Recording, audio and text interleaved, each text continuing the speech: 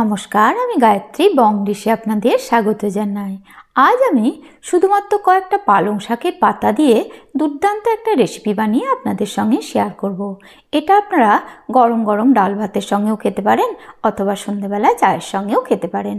তো যদি আজকে রেসিপি আপনাদের ভালো লাগে তাহলে প্লিজ একটা লাইক করবেন আর আমার চ্যানেলটাকে সাবস্ক্রাইব করতে ভুলবেন না। তো চলুন বানানো শুরু করি আজকের রেসিপি। প্রথমে নিয়েছি কিছু পালং শাকের পাতা।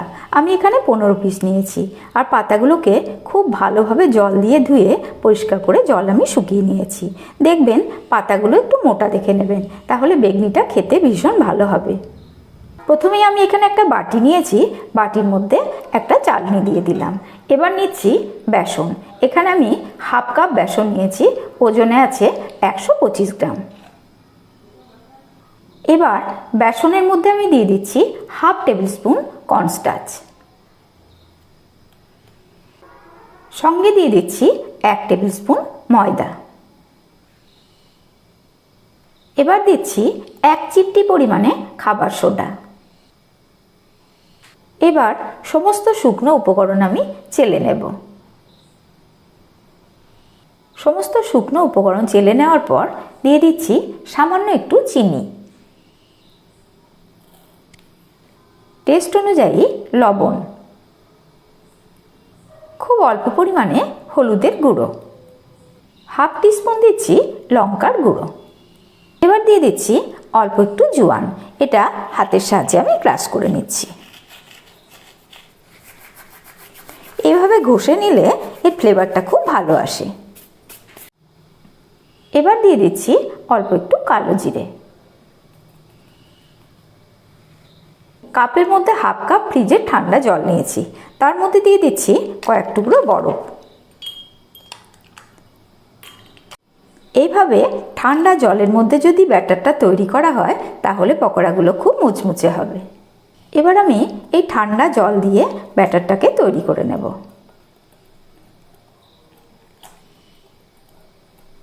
অল্প অল্প করে জল দেবেন, তাছাড়া পাতলা হয়ে যেতে পারে।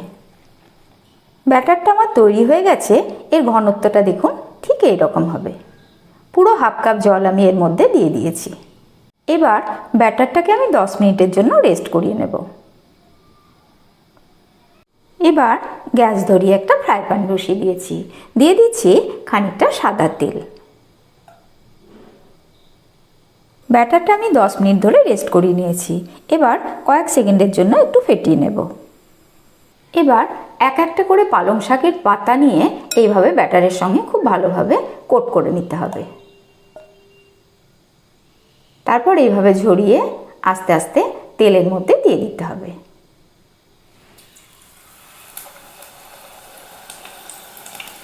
পাতাটা দেওয়ার পরই সঙ্গে সঙ্গে নাড়াবেন না, কিছুক্ষণ অপেক্ষা করে তারপর ধীরে ধীরে উল্টে দেব। এইভাবে নাড়িয়ে চাড়িয়ে ভালোভাবে ভেজে নেব।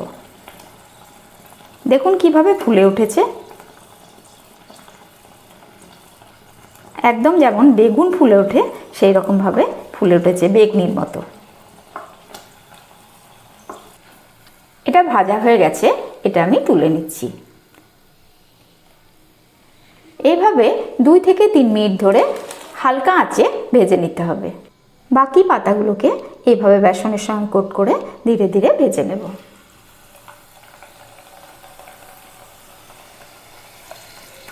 এই সময় আঁচটা একদম লোতে রাখবেন, তাছাড়া কিন্তু পুড়ে যেতে পারে।